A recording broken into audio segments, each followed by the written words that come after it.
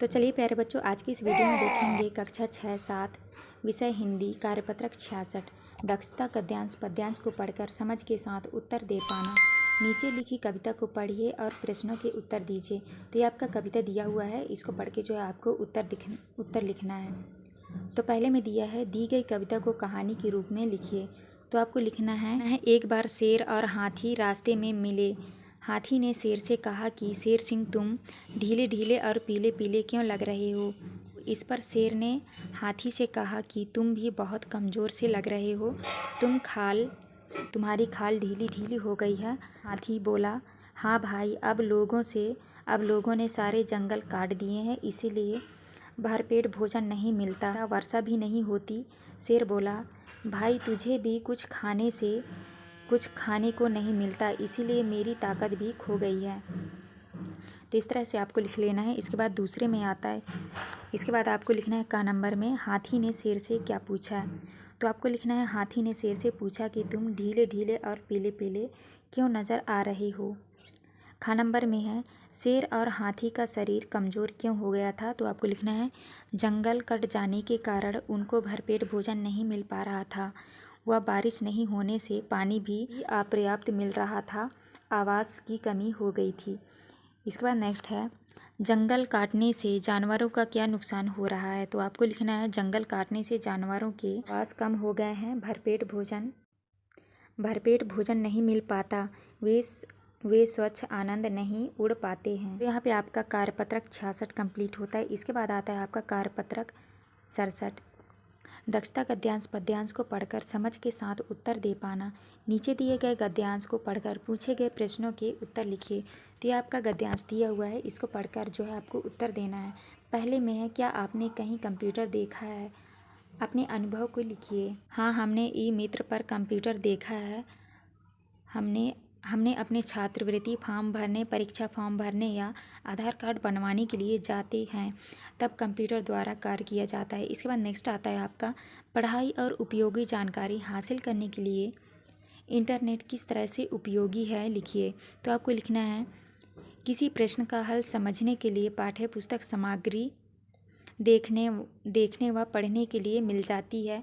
तरह तरह के पढ़ाई की वीडियो, देश विदेश की खबरों, खेलों की जानकारियाँ मिल जाती है। इसके बाद नेक्स्ट प्रश्न क्रमांक 3, ईमेल को और क्या कहते हैं। तो आपका सही उत्तर हो जाएगा इलेक्ट्रॉनिक मेल।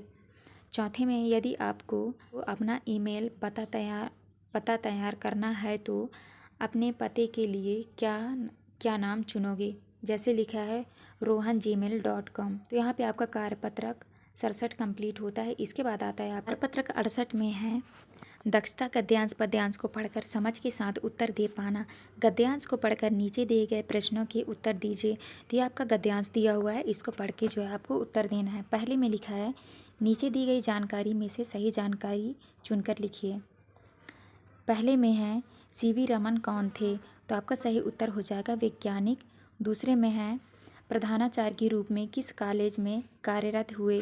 तो आपका उत्तर हो जाएगा साइंस कॉलेज कलकत्ता। इसके बाद नेक्स्ट आता है, तीसरा है, उन्हें विज्ञान के क्षेत्र में कौन सा पुरस्कार मिला। तो आपका सही उत्तर हो जाएगा नोबेल पुरस्कार। इसके बाद आता है आपका प्रश्न क्रमांक दूसरे में है, कहानी के आधार पर नीचे दिए गए वाक्यों को सही क्रम में व्यवस्थित कीजिए। शुरू से अंत तक की घटना को 1 से 5 के क्रम में लगाएं। तो इसको आपको सही करके लिखना है। पहला आएगा आपका, सीवी रमन भारत के प्रसिद्ध वैज्ञानिक थे। इसके बाद दूसरा आएगा, उन्होंने भारत में रहकर अपनी शिक्षा ग्रहण की। इसके बाद तीसरा में आएगा, उन्होंने कलकत्ता के साइंस कॉलेज में प्रधानाचार्य के पद पर कार्य किया। इसके बाद आएगा आपका, चौथे में आएगा ये, उन्होंने विज्ञान के क्षेत्र में नए नए प्रयोग किए। इसके बाद आएगा का नंबर, प्रकाश किरणों पर उनका शोध कार्य रमन प्रभाव के नाम से प्रसिद्ध है। तो इस तरह से आपको जमा के लिखना है क्रम से। इसके बाद आता है आपका तीसरा, शब्दों को सही क्रम में लगाकर वाक्य पुनः लिखिए। तो पहले में लिखा है, रस हिंदी खान की है। तो आपको लिखना है, हिंदी रस की खान है। दूसरे में आपको लिखना है, हिंदी ही राष्ट्र एकता की कुंजी है। तीसरे में लिखना है, भाषाओं की रानी हिंदी है। और चौथे में लिखना है, सीवी रमन को विज्ञान के क्षेत्र में नोबेल पुरस्कार मिला। पाँचवें में लिखना है, सीवी रमन भारत के वैज्ञानिक थे। और छठवें में लिखना है प्रकाश किरणों पर इनका शोध प्रसिद्ध। तो यहाँ पे आपका कार्यपत्रक 68 कंप्लीट हुआ। इसके बाद आता है आपका कार्यपत्रक 69। कार्यपत्रक 69 में है दक्षता स्वविवेक से लेखन कर पाना। निम्नलिखित शब्दों की सहायता से नीचे दिए गए चित्र के आधार पर एक कहानी लिखिए। तो ये आपका चित्र दिया हुआ है, इसके आधार पर आपको कहानी लिखना है। तो लिखना है कुछ नटखट बच्चे एक बगीचे में पहुँचे। सुंदर सुंदर फूल देखकर वे उनको तोड़ने लगे, जबकि वहाँ फूल तोड़ना मना है। खिला हुआ था लेकिन वे नहीं माने। जैसे ही उन्होंने फूल तोड़ने के लिए डाली को खींचा, फूलों में बैठी मधुमक्खियों ने उन पर हमला कर दिया। मधुमक्खियों के काटने से उन्हें जलन व पीड़ा होने लगी। वे चीखते चिल्लाते हुए सरपट भागने लगे। तब मधुमक्खी ने उनसे कहा, अब पता चला तुम्हें दर्द क्या होता है। इसी तरह इन फूलों को भी दर्द होता है। नटखट बच्चों को अच्छा सबक मिल गया था। तो यहाँ पे आपका कार्यपत्रक 69 कंप्लीट होता है। तो हमने इस वीडियो में 66 से लेकर 69 तक का पूरा सॉल्यूशन दे दिया है। तो अब वीडियो कंप्लीट होती है। वीडियो अच्छी लगे तो प्लीज़ हमारे चैनल को लाइक एंड सब्सक्राइब करिएगा। मिलते हैं अब नेक्स्ट वीडियो में।